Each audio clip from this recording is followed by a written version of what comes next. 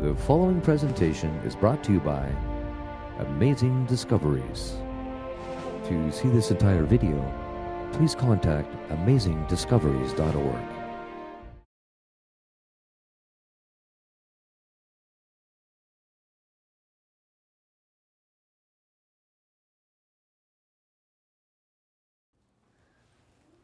The title of tonight's lecture is Hidden Agendas, because that's exactly what this is about. It's about hidden agendas. In the previous lectures, we spoke about the origin of secret societies and how they are controlled. And we saw that they originate from Babylon, which gave rise to Cabalism, and also to Islamic secret societies, the Ismailis, the Carmatites, the Fatimites, the Druzes, and the Assassins, which we haven't dealt with as such. Out of Cabalism eventually came Gnosticism, which replaces Jesus Christ with a universal Messiah, who today is called the Cosmic Christ. And this Cosmic Christ has none of the attributes of the Jesus Christ of the Bible, but in order to make him acceptable to the world, everybody will have to accept him. That means Jesus Christ, even amongst Christians, will have to be brought lower to a level of this cosmic Christ to accommodate all others who want to be his equal. According to Eliphas Levi, Gnosticism was founded by Simon Magus, who was a sorcerer and put on a cloak of Christianity. He was the one who had himself baptized, but he was rebuked by Peter for wanting to buy the Holy Spirit. So a cloak of Christianity covered Gnosticism. Out of this philosophy, eventually it became formalized, and the Knights Templars, within a large religious system, were the harborers of the ancient philosophy. In other words, they were the harborers of the secret of Gnosticism. They had very close ties with the Islamic societies, and eventually we saw that the Knights Templars were suppressed by the King of France. Many of them escaped, however, to Spain, where the king in Spain gave them his protection, and they flourished further, and their rites and rituals and degrees were perpetuated in subsequent organizations. So the Templars never really died other than in name. The Templar secret knowledge was kept alive in an inner circle in Rosicrucianism and overseen by the Jesuit order. The Jesuit order then created Freemasonry, as we saw on Sunday, and Freemasonry is the so-called Protestant arm, if you like, although it's not only a Protestant arm, it is an international arm to bring about those changes which are necessary to set up this dark kingdom. So tonight we're going to have a look at Freemasonry and look behind the scenes as to what it really entails. Because most Freemasons, like in all secret societies, are fully unaware of what happens behind the scenes. You will remember that Gary H. Carr, in his work En Route to Global Occupation, gave a very similar expose. He also takes it through Cabalism, Gnosticism to the Knights Templars. Then he misses out on the Jesuit connection, which is the military powerful arm controlling all these things. And he has Freemasonry control Marxism, American European secret political societies, international banking elite, and then, scarily, the World Council of Churches. Now, this is not me saying this is this man, and he is no small fish. And Theosophical societies, together with many cults, then constitute what is known as the New Age movement. And the New Age movement is much larger than what we believe just to be a few esoterics doing their thing. It culminates in an entire system which is to unite the entire world, and the World Council of Churches will play a very prominent role in this mechanism. So it's very important that we know what Freemasonry stands for. The outer shell of Freemasonry proposes to sell whatever religion is prominent in that area. So, for example, if you are living in a Muslim country and you belong to Freemasonry, then the religion that is propagated at the level of the people and at the lower level of Freemasonry will be Islam. If you are living in a Jewish environment, then of course the religion will be Judaism.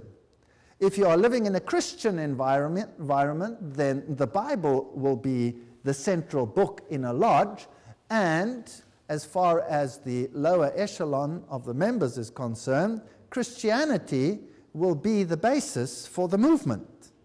But in actual fact, if it is controlled by another power inside, then the picture can be totally different.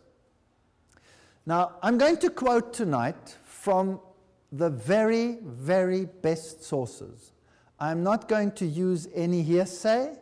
I'm not going to use thus said so-and-so and so-and-so about so-and-so through so-and-so.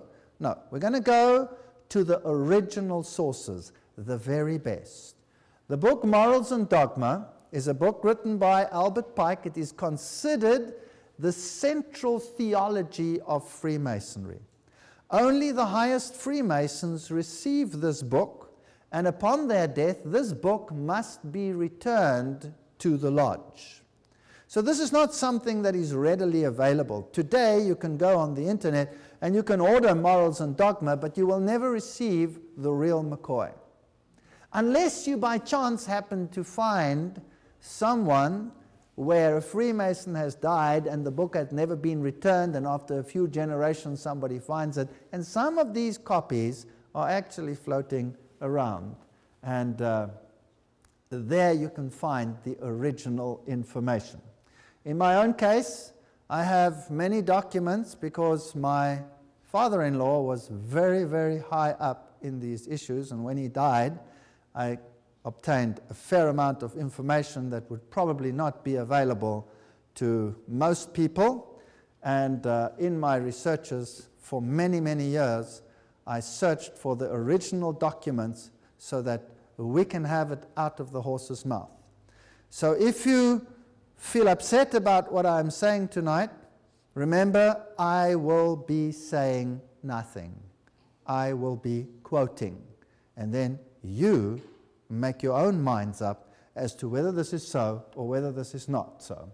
Morals and Dogma, the very highest source in Freemasonry.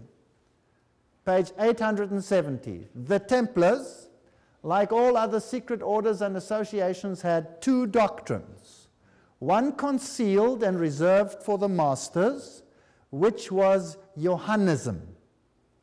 The other public, which was the Roman Catholic. It's quite straightforward. So there is a doctrine that is being taught to the masses, and the masses are the uninitiated. Marx called them cattle. They are also called catechumens. They are called goyim.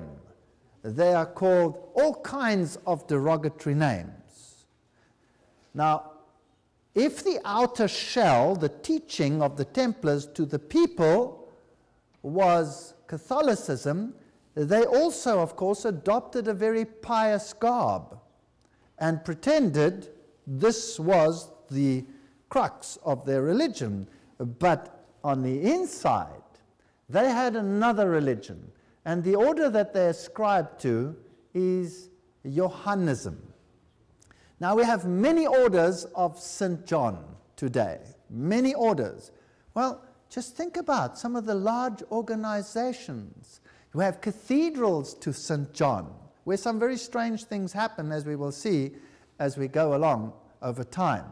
We have St. John's Ambulance, for example. You know, we could go on and on and on and on. I don't want to go into too much detail here. All of these are organizations which are philanthropic, seem to be doing a very good thing. They run many, many hospitals. They give huge sums of money to the poor and to children's hospitals, to the crippled people in the world. And being so philanthropic, it is very hard to pin something negative to organizations that appear to do so much good. And this is actually the best cloak into which to clothe something else that should not be discovered.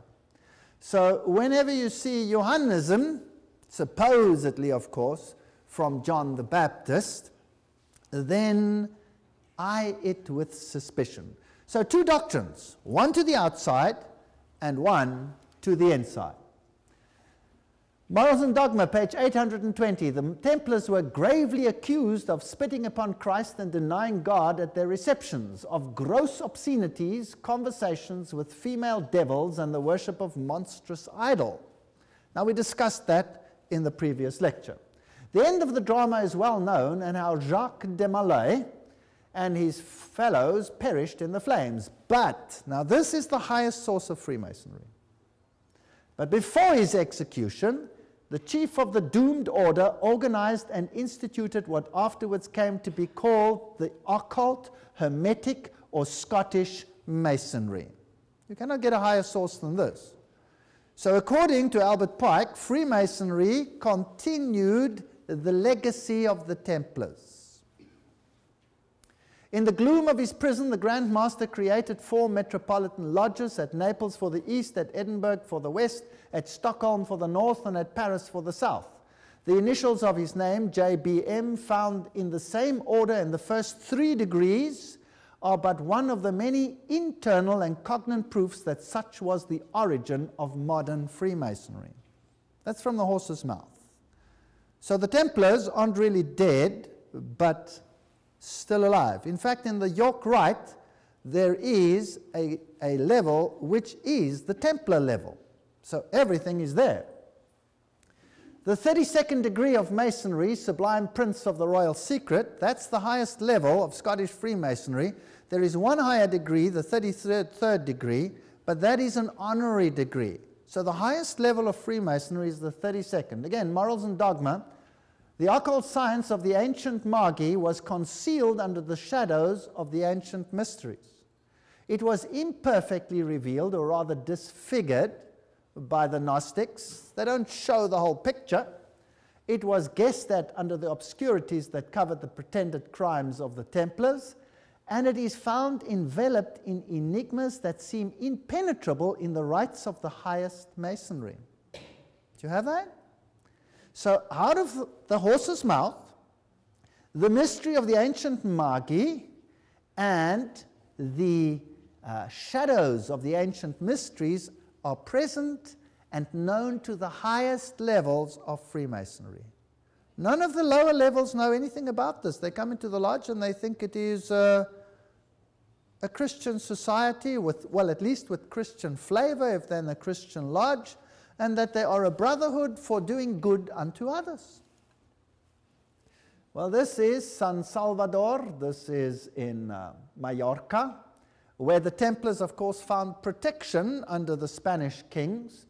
And if you go into the Templar enclave, you will find on the altars of the churches, remember that the Templars were an order of the Roman Catholic Church, like the Jesuits are today, the most powerful order within the church, so they were the most powerful order in the church that controlled not only the military aspects, because they were knights, but they also controlled the financial aspects.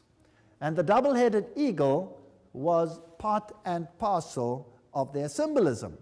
2 heads. Janus had 2 heads. He looked forwards and he looked backwards.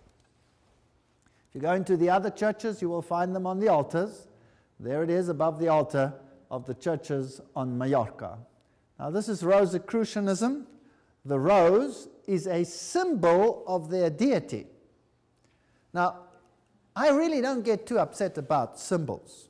If I had to be upset about every symbol, I would have to throw everything out of my house or anything that is manufactured, because they all have the symbols on them. We are living in this world, but we don't have to be part of this world. And we can do things whether there's a symbol on or not, because obviously a symbol means nothing. But it's just interesting to know. It's like reading another language. Well, here are some of the occult teachings of Rosicrucianism, where you have the zipharots, the levels that you can attain to. And this is pure Cabalism. Now you must understand that in the Kabbalah, it is not Yahweh who is the true ruler, it is Lucifer who is the true ruler. But we will come to that as we come later. And the zipharots are emanations of his appearance. So let's ask Morals and Dogma again what it has to say about the Kabbalah, which, by the way, is called the most holy Kabbalah today. The Talmud is called the Holy Talmud, and the Bible is just called the Torah. Isn't that strange? The Bible is called the Torah, and then a book of rules that never appear in the Bible is called the Holy Talmud. And an occult book is called the Most Holy Kabbalah. And I would like to venture so far as that there are very, very, very few rabbis in the world today that are not Kabbalists, which is scary. The Holy Kabbalah, or tradition of the children of Set, this is of course not true. According to this doctrine, then, Set would have been an apostate already. Or they turn it around, they say not an apostate, an initiate. So there's an internal doctrine for the initiate and a public doctrine for the goyim, for the cattle, just to keep them occupied.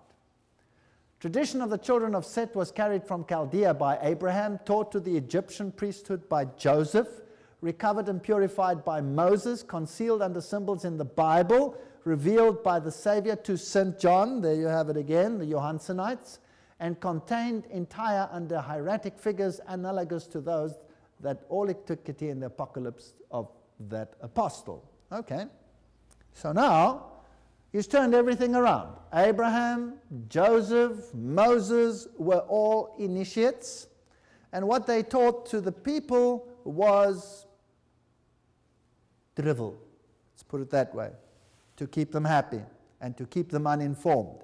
But on the inside they had another doctrine. Now that's of course not true, because Moses wrote the Torah. And everything they believe is the opposite of what the Torah teaches. And the Kabbalah, that book, turns the Torah upside down and makes it occult. The three great lights of the lodge are symbols to us of the power, wisdom, and beneficence of the deity. They are also symbols of the first three sephirots, emanations of this deity, according to the Kabbalah. So the Kabbalah is very, very central in this story. We read on. Every Masonic lodge is a temple of religion, although they are told that it is not a temple of religion. Here, Morals and Dogma says it is a temple of religion, and its teachings are instructions in religion. This is true religion revealed to the ancient patriarchs. Now we've seen that they've turned the ancient patriarchs upside down into occultists in order to sell this to the people, of course, which Masonry has taught for many centuries and which it will continue to teach as long as time endures. Okay, thank you. Let's ask some questions, and we'll ask Masonry to answer it. And the sources we will use are only the highest Masonic writings. And the Freemasons that will be asked to give answers will be of only the very highest degree. So Albert Mackey, he wrote the Encyclopedia of Freemasonry. You cannot get a better source than that. Most of the best lodges, the greatest lodges, have the Encyclopedia of Freemasonry, and he was a 33-degree Freemason, which means he was an initiate. Is Freemasonry a Christian organization? If Freemasonry were simply a Christian institution, the Jew, the Muslim, the Brahmin, the Buddhist could not conscientiously partake of its illumination. So it's not a Christian institution. So why is the Bible there?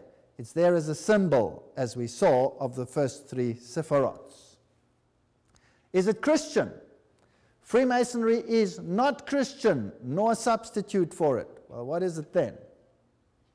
Morals and Dogma. rejecting all the wild and useless speculations of the Zendavesta, the Kabbalah, the Gnostics, and the schools of the religion and philosophy of Masonry. You cannot get it plainer than that. So in other words, the Kabbalah is the religion of Masonry. But the Kabbalah is used in such a way that the people believe that what they believe is what's in the Bible. To see this entire video, please contact amazingdiscoveries.org or by phone at 1-866-572-9457 or by fax at 604-599-9949. Our Canadian address is P.O. Box 189, 7101C, 120th Street, Delta, British Columbia, V4E 2A9. Our U.S. address is P.O. Box 4480, Blaine, Washington, 98231.